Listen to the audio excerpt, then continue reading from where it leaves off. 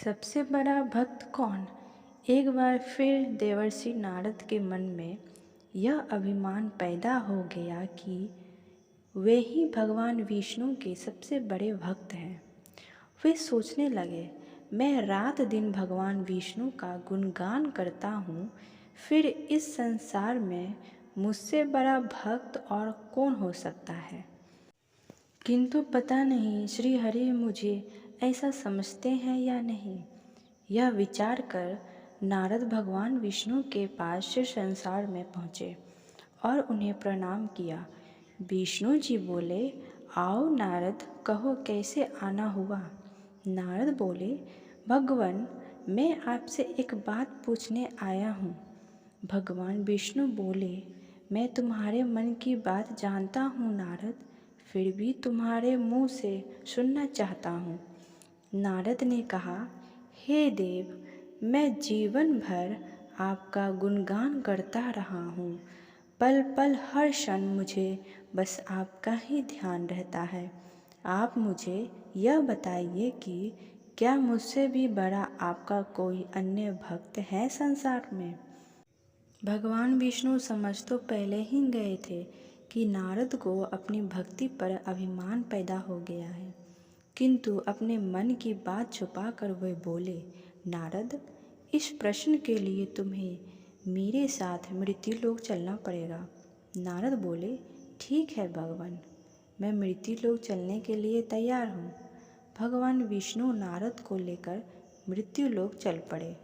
धरती पर पहुंचकर दोनों ने किसान का वेश धारण किया और एक गांव के किनारे बनी एक झोपड़ी की ओर चल पड़े। विष्णु बोले, नारद, मेरा एक बहुत बड़ा भक्त यहाँ इस कुटिया में रहता है। आश्चर्य है, क्या मुझसे बढ़कर भी किसी की भक्ति हो सकती है। नारद के मुख से निकला, क्या वह भी मेरी तरह आपका ध्यान लगाए रहता है। आओ स्वयं ही जान लोगे। विष्णु ने कहा। उस कुटिया की ओर बढ़ गए। किसान उस समय कुटिया के बाहर अपनी गाय को बांध रहा था।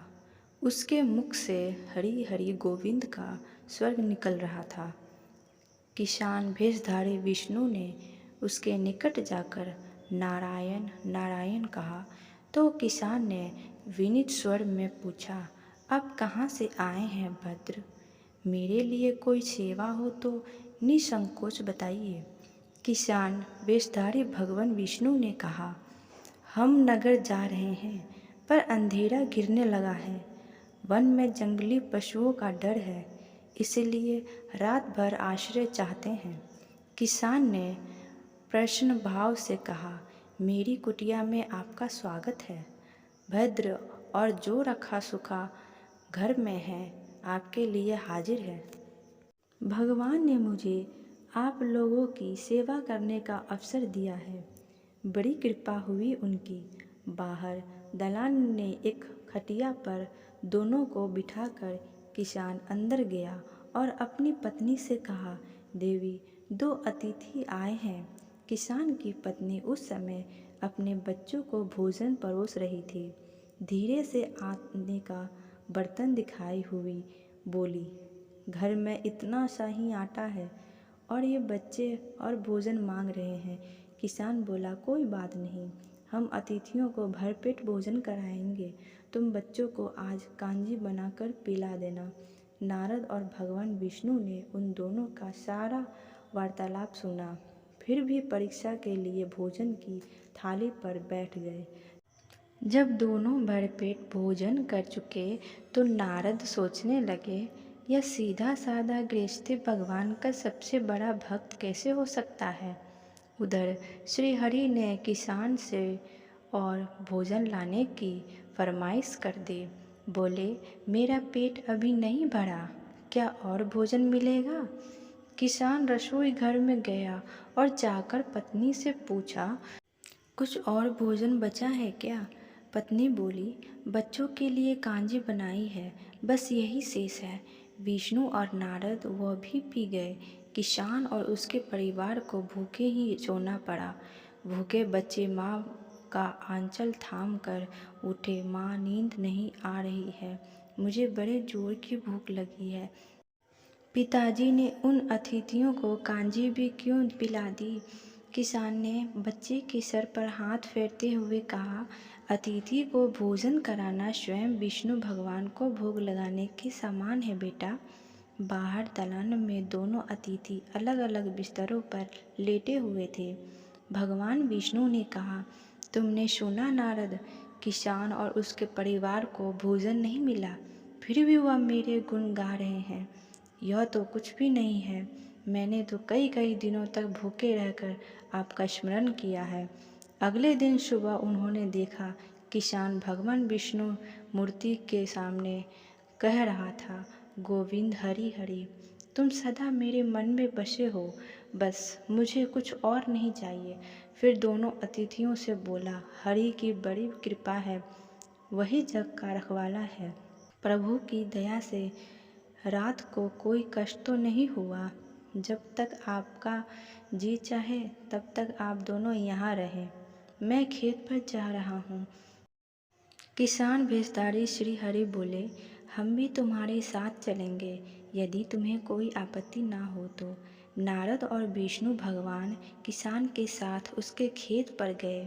किसान बोला, यही है अपना खेत, अब मैं अपना काम करूँगा, गोविंद हरि हरि। नारद बोले, तुम तो सत्पुरुष हो, भगवान के बड़े भक्त हो, हर घड़ी उनका नाम लेते रहते हो।